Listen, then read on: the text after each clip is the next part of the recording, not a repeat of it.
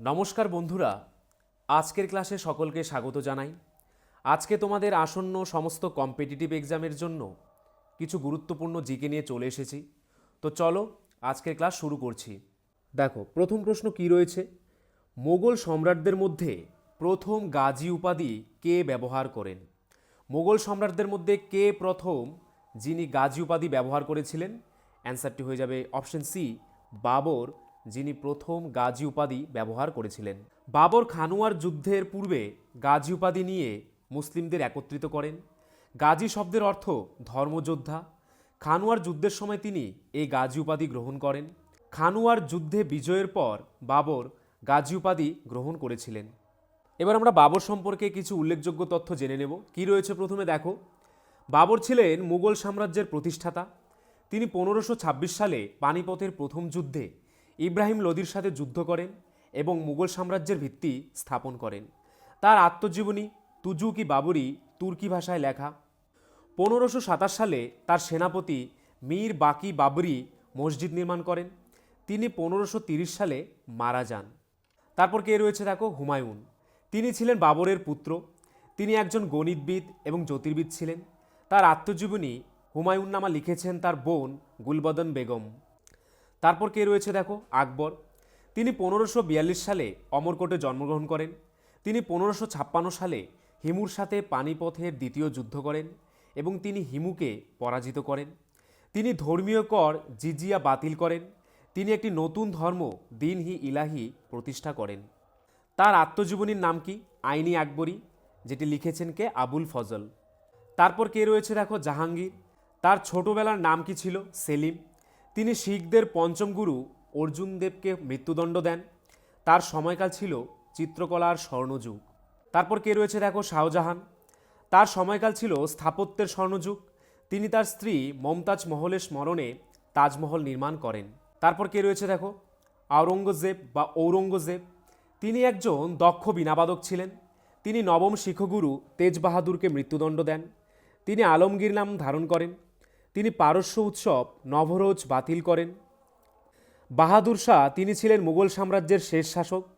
1857 সালের বিদ্রোহে তিনি দিল্লির নেতৃত্ব দেন।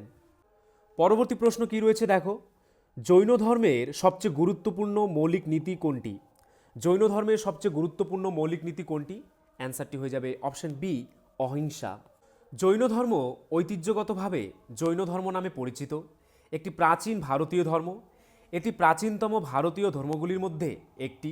জৈন ধর্মের 3টি প্রধান স্তম্ভ হল অহিংসা, অনেকান্তবাদ বা অপরমবাদ এবং অপরিগ্রহ বা অসংশক্তি। জৈন ধর্মের 5টি নীতি কী কী?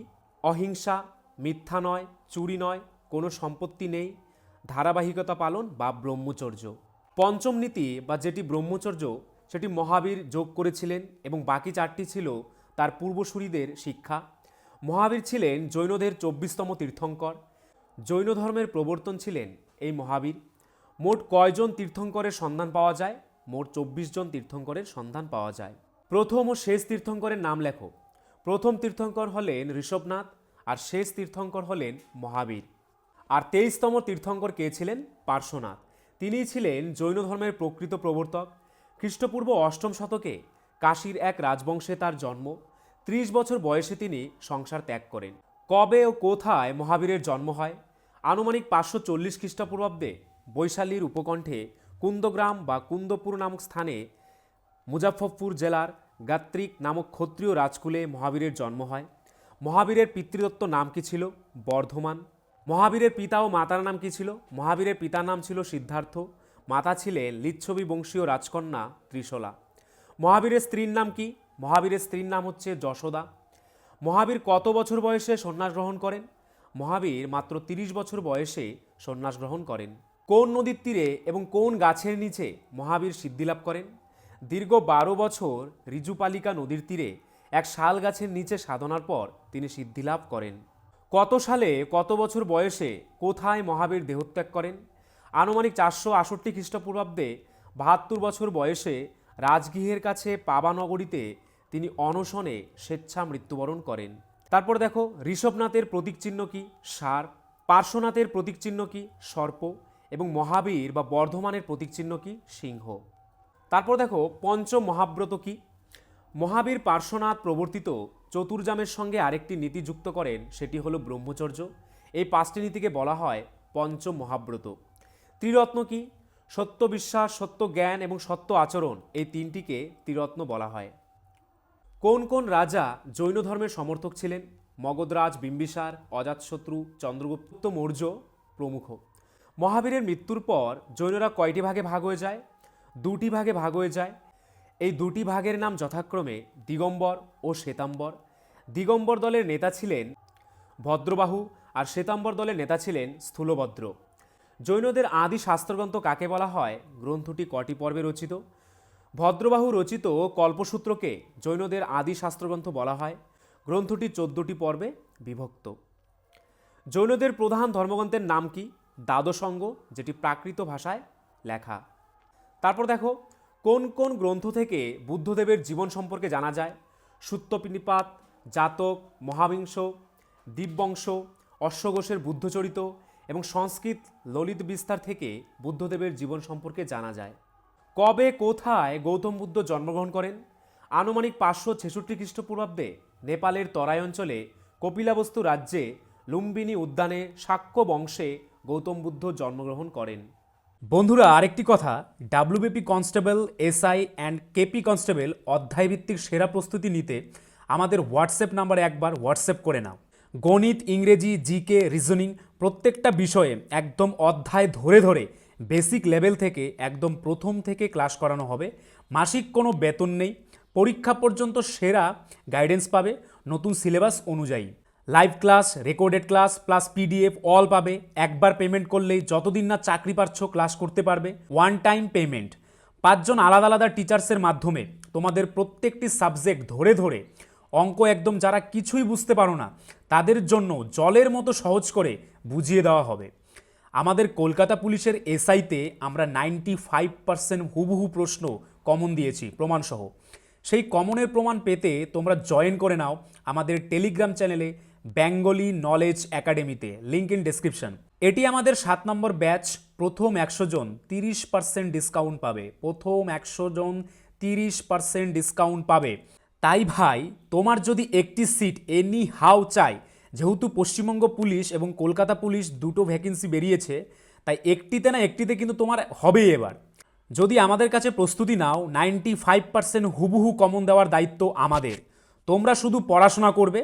তো প্রস্তুতি নিতে হলে কিন্তু স্ক্রিনে দেওয়া নাম্বারে একবার অবশ্যই হোয়াটসঅ্যাপ করে নাও। একদম বেসিক থেকে ধরে ধরে প্রথম থেকে সমস্ত ক্লাস করানো হবে। পরবর্তী প্রশ্ন কি রয়েছে দেখো, আফ্রিকার সর্বোচ্চ বিন্দু কোনটি? আফ্রিকার সর্বোচ্চ বিন্দুর নাম কি? অ্যান্সারটি হয়ে যাবে অপশন বি, মাউন্ট কিলিমাঞ্জারো হচ্ছে আফ্রিকার সর্বোচ্চ বিন্দু। তারপর দেখো এশিয়ার সর্বোচ্চ বিন্দু কোনটি? Mount Everest. উত্তর আমেরিকার সর্বোচ্চ বিন্দু মাউন্ট ম্যাককিনলে। দক্ষিণ আমেরিকার সর্বোচ্চ বিন্দু মাউন্ট অ্যাকনকাগুয়া। ইউরোপের সর্বোচ্চ বিন্দুর নাম কি? Mount Elbrus. আন্টার্কটিকার সর্বোচ্চ বিন্দু ভিনসন ম্যাসিভ। ওশিয়ানিয়ার সর্বোচ্চ বিন্দুর নাম কি? পুনসাক জায়া।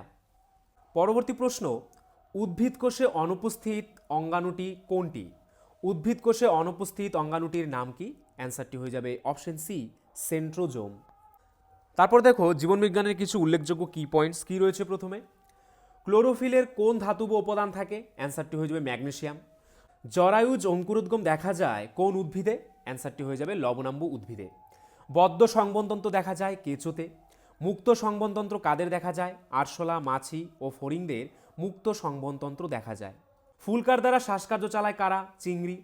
ভিটামিন B1 অভাবজনিত একটি রোগের নাম বেরিবেরি। ভিটামিন কে এর প্রধান কাজ কি? রক্ততঞ্চনে সহায়তা করা। দেহে ম্যাগনেসিয়ামের অভাবজনিত রোগটির নাম কি? পেশি ও নার্ভের সঠিক কাজ না করা। কোন ভিটামিন জরায়ুর মধ্যে ভ্রূণের বৃদ্ধিতে সহায়তা করে? Vitamin E. মস্তিষ্কে গ্লুকোজ কোন দ্রব্য উৎপাদন করে? ফ্রুক্টোজ। একজন পূর্ণবয়স্ক মানুষের হৃৎপিণ্ডের ওজন কত? 300 গ্রাম। মানুষের মেরুদণ্ডের সার্ভাইকাল কোষেরুকার সংখ্যা কয়টি? 60টি। রক্তের সর্বাপেক্ষা ক্ষুদ্রতম রক্তকণিকার নাম কি? অনুচক্রিকা। ক্লোরোফিলের প্রধান উপাদানগুলো কি কি? কার্বন, হাইড্রোজেন, অক্সিজেন, নাইট্রোজেন ও ম্যাগনেসিয়াম। পরিবেশে অক্সিজেন ও কার্বন ডাইঅক্সাইডের ভারসাম্য বজায় থাকে সালোক সংশ্লেষ ও শ্বসনের দ্বারা। উদ্ভিদের কার্তিক মুকুল বা বুলবিলের দ্বারা জনন হয় কোন অঞ্জনন? অঙ্গজ জনন। একটি বিশুদ্ধ লম্বা মোটর গাছের জেনোটাইপ হলো কি? টিটি। হার্বেরিয়াম হলো মৃত উদ্ভিদকে সুস্থ করে অক্সস্থানে রাখা। পর্ণকাণ্ড দেখা যায় কোন উদ্ভিদে? ফণিমনসায় পর্ণকাণ্ড দেখা যায়। ক্যাকটাসের পাতা কাঁটায় রূপান্তরিত হওয়ার কারণ কি? বাষ্পমোচনের হার হ্রাসের জন্য। হাইপারট্রাফিক বলে উদ্ভিদের কোন লক্ষণ দেখা যায়? উদ্ভিদের অঙ্গের অস্বাভাবিক বৃদ্ধি। বান তেল পাওয়া যায় কোন উদ্ভিদ থেকে? লবঙ্গ উদ্ভিদ থেকে। কোষ শব্দটি প্রথম ব্যবহার করেছেন কে? হুক। মাইটোসিস শব্দটি প্রথম প্রবর্তন করেছেন কে? W Fleming. স্তন গ্রন্থি হল পরিবর্তিত ঘর্মগ্রন্থি। মানবদেহে মূত্রের পিএইচ এর মান কত? 4.5 থেকে 8.2। তন্তুময় কলা যাহা দুটি অস্থিকে যুক্ত করে সেটি হলো কি? লিগামেন্ট। রক্তের প্রকৃতি কীরকম হয়? ক্ষারীয়। কোন ভিটামিন ফ্যাটে দ্রবীভূত? অ্যান্সারটি হয়ে যাবে ভিটামিন ডি। ক্লোরোফিল অণুতে থাকে কি? ম্যাগনেসিয়াম। যে বর্ণগুলো সালোকসংশ্লেষের জন্য ভালো কি কি? নীল ও লাল।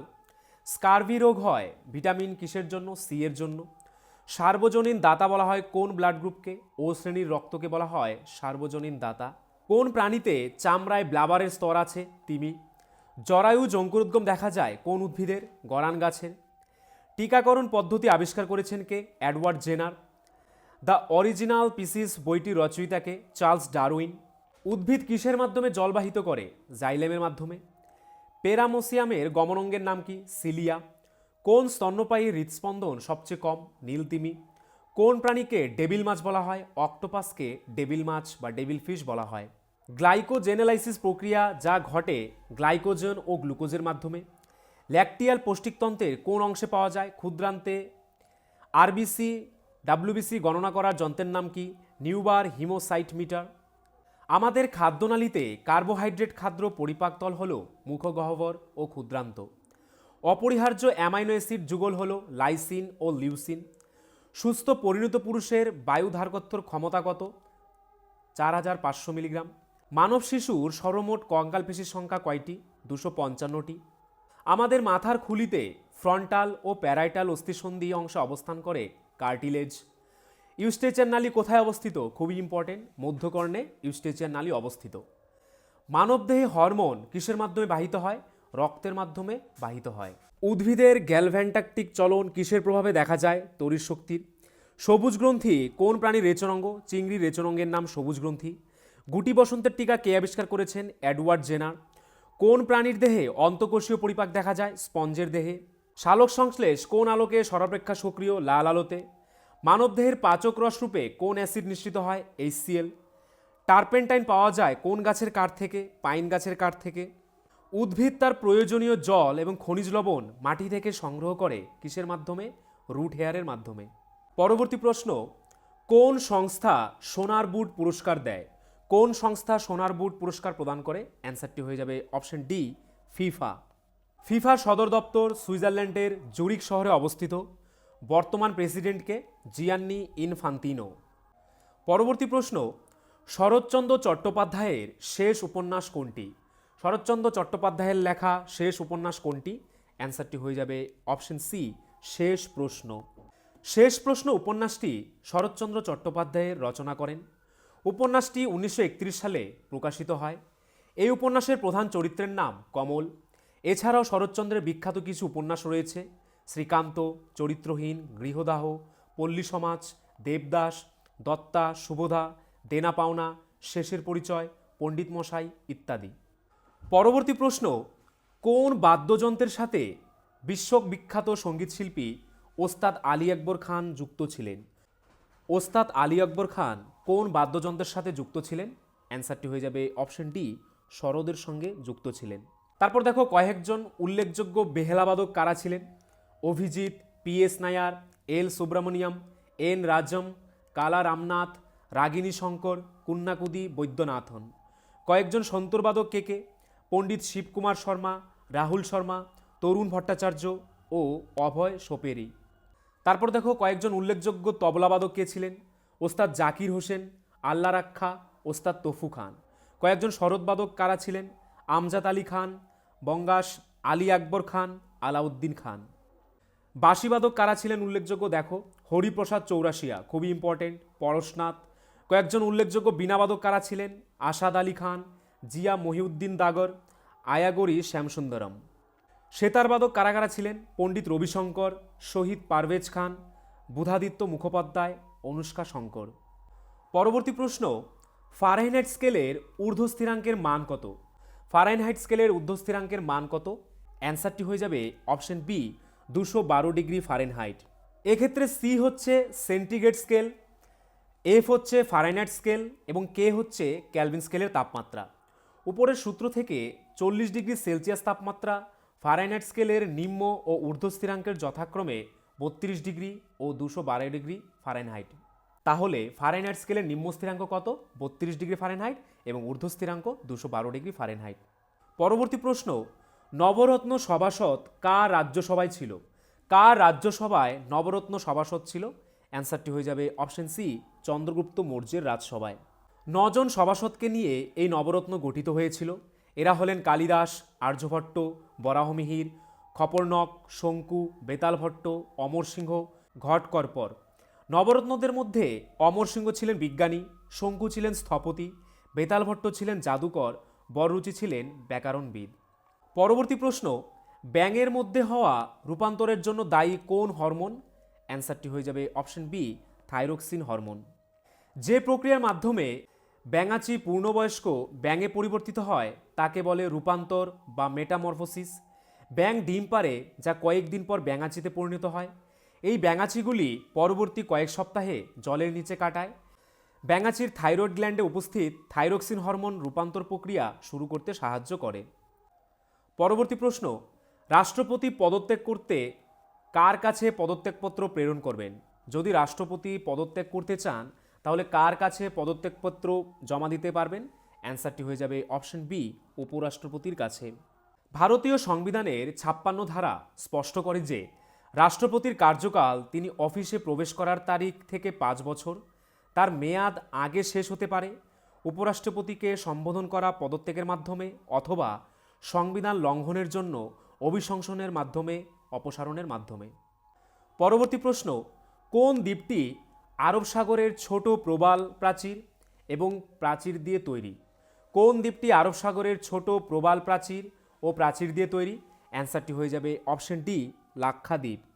লাক্ষাদ্বীপ দ্বীপপুঞ্জ প্রায় 36টি দ্বীপ, যার মধ্যে 11টি জনবসতি নিয়ে গঠিত।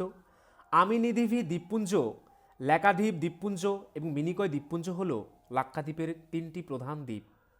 পরবর্তী প্রশ্ন, নিউক্লিয়ার রিয়্যাক্টরে ব্যবহৃত জ্বালানিটির নাম কি? বা পারমাণবিক চুল্লিতে ব্যবহৃত জ্বালানিটির নাম কি? অ্যান্সারটি হয়ে যাবে অপশন বি ইউরেনিয়াম। পরবর্তী প্রশ্ন, পলাশির যুদ্ধে সিরাজউদ্দৌলার সঙ্গে প্রধানত বিশ্বাসঘাতকতা কে করেন? পলাশির যুদ্ধে সিরাজউদ্দৌলার সঙ্গে কে বিশ্বাসঘাতকতা করেছিলেন? অ্যান্সারটি হয়ে যাবে option B Mir Jafar. British officer Robert Clive, যিনি নবাবের সর্বাধিনায়ক মীর জাফরকে ঘুষ দেন, যার ফলে মীর জাফর সিরাজউদ্দৌলার সঙ্গে বিশ্বাসঘাতকতা করেন ও পলাশির যুদ্ধে সিরাজউদ্দৌলা পরাজিত হন। পরবর্তী প্রশ্ন, লসিকায় কোন শ্বেত রক্তকণিকা থাকে? লসিকার মধ্যে কোন শ্বেত রক্তকণিকা থাকে? অ্যান্সারটি হয়ে যাবে অপশন বি লিম্ফোসাইট শ্বেত রক্তকণিকা থাকে। লসিকার কোষ উপাদান হল শ্বেতকণিকার লিম্ফোসাইট। প্রতি ঘন মিলিলিটার লসিকায় প্রায় 500 থেকে 75,000 লিম্ফোসাইট রয়েছে। লসিকার কোষবিহীন উপাদানের মধ্যে রয়েছে 94% পানি এবং 6% কঠিন পদার্থ। পরবর্তী প্রশ্ন, কোন মালভূমি ভারতের খনিজ ভাণ্ডার হিসেবে পরিচিত? কোন মালভূমি ভারতের খনিজ ভাণ্ডার হিসেবে পরিচিত? অ্যান্সারটি হয়ে যাবে অপশন বি ছোটনাগপুর মালভূমি। ছোটনাগপুর মালভূমিকে ভারতের খনিজ ভাণ্ডার বলা হয় কারণ ভারতে উৎপাদিত বেশিরভাগ খনিজ এই মালভূমি অঞ্চলে উৎপাদিত হয়। এই অঞ্চলের প্রধান কয়লা খনিগুলি হল ঝরিয়া, রানীগঞ্জ, তালচের, গিরিডি, ধানবাদ প্রভৃতি। এছাড়া এখানে গিরিডি সিংভূমে লৌহ আকরিক পাওয়া যায়। পরবর্তী প্রশ্ন, মুসলিম লীগ 1946 সালের 16 আগস্ট দিনটিকে কি হিসেবে ঘোষণা করে? মুসলিম লীগ 1946 সালের 16 আগস্ট দিনটিকে কি হিসেবে ঘোষণা করে? অ্যান্সারটি হয়ে যাবে অপশন ডি প্রত্যক্ষ সংগ্রাম দিবস হিসেবে ঘোষণা করে। মুসলিম লীগ কাউন্সিল 1946 সালের 16 আগস্টকে প্রত্যক্ষ সংগ্রাম দিবস হিসেবে ঘোষণা করে। তাদের মূল লক্ষ্য ছিল মুসলিম সংখ্যাগরিষ্ঠ একটি ভিন্ন দেশ অর্জন করা। এটি মুসলিম লীগ দ্বারা সূচিত হয়েছিল এবং মোহাম্মদ আলী জিন্নার নেতৃত্বে ছিল। সে সময় বাংলার মুখ্যমন্ত্রী ছিলেন মুসলিম লীগের হোসেন শহীদ সোহরাওয়ার্দী। প্রত্যক্ষ সংগ্রাম দিবসের সময় এবং পরে যে হিংস্রতা দেখা গেছে তাকে গ্রেট ক্যালকাটা কিলিংসও বলা হয়।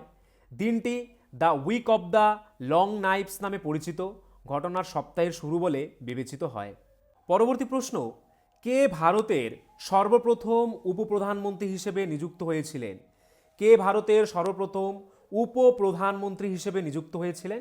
অ্যান্সারটি হয়ে যাবে অপশন ডি, সর্দার বল্লভভাই প্যাটেল। প্রথম উপপ্রধানমন্ত্রী ছিলেন বল্লভভাই প্যাটেল, যিনি জওহরলাল নেহরুর মন্ত্রিসভায় স্বরাষ্ট্রমন্ত্রীও ছিলেন। পরবর্তী প্রশ্ন, সিএফসি গ্যাসের বাণিজ্যিক নাম কি? সিএফসি গ্যাসের বাণিজ্যিক নাম কি? অ্যান্সারটি হয়ে যাবে অপশন এ, ফ্রেয়ন। সিএফসির পূর্ণরূপ হল ক্লোরোফ্লুরোকার্বন। মূলত মিথেন বা ইথেনের ক্লোরিন ও ফ্লোরিনের জাতকসমূহকে সিএফসি বলা হয়। গন্ধহীন, অধার্য, অবিষাক্ত এবং নিম্ন গলনাঙ্ক ও স্ফুটনাঙ্ক বিশিষ্ট এসব যৌগের বাণিজ্যিক নাম ফ্রেয়ন। পরবর্তী প্রশ্ন, ভারতের বৃহত্তম টাইগার রিজার্ভ কোনটি? ভারতের বৃহত্তম টাইগার রিজার্ভ কোনটি? অ্যান্সারটি হয়ে যাবে অপশন সি, নাগার্জুন। নাগার্জুন সাগর শ্রীশাইলাম টাইগার রিজার্ভ হল ভারতের বৃহত্তম টাইগার রিজার্ভ। তারপর দেখো বিভিন্ন জলবিদ্যুৎ কেন্দ্র। শরাবতী জলবিদ্যুৎ কেন্দ্র কোথায় অবস্থিত? শরাবতী নদীর ওপর কর্ণাটকে অবস্থিত। হীরাকুদ জলবিদ্যুৎ কেন্দ্র মহানদীর ওপর উড়িষ্যায় অবস্থিত। ইডুক্কি জলবিদ্যুৎ কেন্দ্র পেরিয়ার নদীর ওপর কেরলে অবস্থিত। শ্রীশাইলাম জলবিদ্যুৎ কেন্দ্র কৃষ্ণা নদীর ওপর অন্ধ্রপ্রদেশে অবস্থিত। নাগার্জুন সাগর জলবিদ্যুৎ কেন্দ্র কৃষ্ণা নদীর ওপর অন্ধ্রপ্রদেশে অবস্থিত। শিবসমুদ্রম জলবিদ্যুৎ কেন্দ্র কাবেরী নদীর ওপর কর্ণাটকে অবস্থিত। কাদানা জলবিদ্যুৎ কেন্দ্র মাহি নদীর ওপর গুজরাটে অবস্থিত। যমুনা জলবিদ্যুৎ কেন্দ্র যমুনা নদীর ওপর উত্তরপ্রদেশে অবস্থিত। কুন্দা জলবিদ্যুৎ কেন্দ্র কুন্দ নদীর ওপর তামিলনাড়ুতে অবস্থিত। মেত্তুর জলবিদ্যুৎ কেন্দ্র কাবেরী নদীর ওপর তামিলনাড়ুতে অবস্থিত। জহর সাগর জলবিদ্যুৎ কেন্দ্র কোন নদীর ওপর? চম্বল নদীর ওপর। কোথায় অবস্থিত? রাজস্থানে। সর্দার সরোবর জলবিদ্যুৎ কেন্দ্র নর্মদা নদীর ওপর গুজরাটে অবস্থিত। ইন্দিরা সাগর জলবিদ্যুৎ কেন্দ্র নর্মদা নদীর ওপর মধ্যপ্রদেশে অবস্থিত। সুবর্ণরেখা জলবিদ্যুৎ কেন্দ্র সুবর্ণরেখা নদীর ওপর ঝাড়খণ্ডে অবস্থিত। মাছকুন্দ জলবিদ্যুৎ কেন্দ্র মাছকুন্দ নদীর ওপর অন্ধ্রপ্রদেশে অবস্থিত। পরবর্তী প্রশ্ন, মন্ত্রী মিশনের অপর নাম কি? মন্ত্রী মিশনের অপর নাম কি ছিল? অ্যান্সারটি হয়ে যাবে option C, cabinet mission. Cabinet মিশনের সদস্য কারা ছিলেন? ক্যাবিনেট মিশনের তিনজন ব্রিটিশ ক্যাবিনেট মন্ত্রী ছিলেন, Lord Pethick Lawrence, Sir Stafford Cripps and AV. Alexander. পরবর্তী প্রশ্ন, বিশ্বের বৃহত্তম অভ্র উৎপাদনকারী দেশ কোনটি? বিশ্বের বৃহত্তম অভ্র উৎপাদনকারী দেশ হচ্ছে ভারত। ভারত হলো বিশ্বের সবচেয়ে বেশি অভ্র উৎপাদনকারী দেশ। এটি বিশ্বের মোট মজুদ অভ্রের 80% পর্যন্ত ধারণ করে। পরবর্তী প্রশ্ন, ভারতে চিস্তি সম্প্রদায়ের প্রতিষ্ঠাতাকে? ভারতে চিস্তি সম্প্রদায়ের প্রতিষ্ঠাতাকে? অ্যান্সারটি হয়ে যাবে অপশন সি, খাজা মঈনুদ্দিন চিস্তি হল ভারতে চিস্তি সম্প্রদায়ের প্রতিষ্ঠাতা। মঈনুদ্দিন চিস্তি উপমহাদেশে সর্বপ্রথম চিস্তি দ্বারা প্রতিষ্ঠিত ও পরিচিত করেন এবং তিনি ভারতে চিস্তি ধারার মাধ্যমেই আধ্যাত্মিক সিলসিলাকে এমনভাবে পরিচিত করেন যে তা গোটা ভারতে ছড়িয়ে যায়। তারপর দেখো, রুই মাছের আঁশের নাম কি? রুই মাছের দেহে যে আঁশ রয়েছে তার নাম কি বা কোন প্রকারের আঁশ? অ্যান্সারটি হয়ে যাবে অপশন সি, সাইক্লয়েড আঁশ। পরবর্তী প্রশ্ন, ভারতের কোন প্রদেশে প্রথম সম্পূর্ণভাবে জৈব পদ্ধতিতে চাষ হয়েছে? ভারতের কোন প্রদেশে প্রথম সম্পূর্ণভাবে জৈব পদ্ধতিতে চাষ হয়েছে? অ্যান্সারটি হয়ে যাবে অপশন ডি, সিকিম। পরবর্তী প্রশ্ন, বাংলাদেশ অলিম্পিকে প্রথম কত সালে অংশগ্রহণ করে? বাংলাদেশ কত সালে অলিম্পিকে প্রথমবার অংশগ্রহণ করে? অ্যান্সারটি হয়ে যাবে অপশন এ, 1984 সালে। বাংলাদেশ 1984 সাল থেকে প্রতিটি গ্রীষ্মকালীন অলিম্পিক গেমসে অংশগ্রহণ করেছে, কিন্তু শীতকালীন অলিম্পিকে কখনো অংশগ্রহণ করেনি। 2024 সাল পর্যন্ত বাংলাদেশের হয়ে কোনো ক্রীড়াবিদ কখনো অলিম্পিক পদক জিতেনি। পরবর্তী প্রশ্ন, গাড়িতে বা মাইকে যে ব্যাটারি ব্যবহৃত হয় সেটি কোন কোষ নামে পরিচিত? সেটি অপশন ডি, সঞ্চয়ী কোষ নামে পরিচিত। পরবর্তী প্রশ্ন, দিল্লির কোন স্মৃতিস্তম্ভটি পার্শ্বিক ও ভারতীয় স্থাপত্য রীতির সংমিশ্রণে তৈরি? দিল্লির কোন স্মৃতিস্তম্ভটি পার্শ্বিক ও ভারতীয় স্থাপত্য রীতির সংমিশ্রণে তৈরি? অ্যান্সারটি হয়ে যাবে অপশন সি, হুমায়ুনের সৌধ। পরবর্তী প্রশ্ন, কোন ছত্রাকটি ব্যাঙের ছাতা বা মাশরুম নামে পরিচিত? কোন ছত্রাকটি ব্যাঙের ছাতা বা মাশরুম নামে পরিচিত? অ্যান্সারটি হয়ে যাবে অপশন বি, অ্যাগারিকাস। অ্যাগারিকাস ছত্রাকটি ব্যাঙের ছাতা বা মাশরুম নামে পরিচিত। অ্যাগারিকাস হলো একটি বহুবর্ষজীবী ছত্রাক যা মাটিতে জন্মায়। এটি একটি বড় খাদ্যযোগ্য ছত্রাক যা একটি বিস্তৃত ছাতা আকৃতির ক্যাপ এবং একটি লম্বা শক্ত ডাঁটা থাকে। ব্যাঙের ছাতা বিভিন্ন রঙে পাওয়া যায়, যেমন সাদা, হলুদ, লাল এবং বাদামি। পরবর্তী প্রশ্ন, 1995 সালে দ্য ইম্পেরিয়াল ব্যাংক অফ ইন্ডিয়ার নতুন নাম হয়, সেটি কি? 1995 সালে দ্য ইম্পেরিয়াল ব্যাংক অফ ইন্ডিয়ার নতুন নাম হয়, সেটির নাম কি? অ্যান্সারটি হয়ে যাবে option B, State Bank of India. কী হবে অ্যান্সারটি? Option B, State Bank of India. Imperial Bank of India 27শে জানুয়ারি 1921 সালে অস্তিত্ব লাভ করে। এই ব্যাংকের প্রতিষ্ঠাতা ছিলেন জন মেনার্ড কেইন্স। 1935 সালে ভারতীয় রিজার্ভ ব্যাংক গঠনের আগে এটি ব্রিটিশ ভারতের কেন্দ্রীয় ব্যাংক হিসেবে কাজ করেছিল। তো বন্ধুরা, এই ছিল আজকের ভিডিও। তোমরা যদি আমাদের চ্যানেলে নতুন হয়ে থাকো, আমাদের চ্যানেলটিকে অবশ্যই সাবস্ক্রাইব করে নোটিফিকেশন অল করে রাখবে। তার পাশাপাশি তোমরা যদি আমাদের পুলিশের ব্যাচে অ্যাডমিশন নিতে চাও, তাহলে আমাদের স্ক্রিনে দেওয়া নাম্বারে একবার এক্ষুনি হোয়াটসঅ্যাপ করে নাও। আর আজকের ভিডিওর যদি পিডিএফ পেতে চাও, তাহলে আমাদের টেলিগ্রাম চ্যানেলে জয়েন করে নাও, বেঙ্গলি নলেজ একাডেমি এই চ্যানেলে, যেটি এই ভিডিও ডেসক্রিপশনে দেওয়া রয়েছে।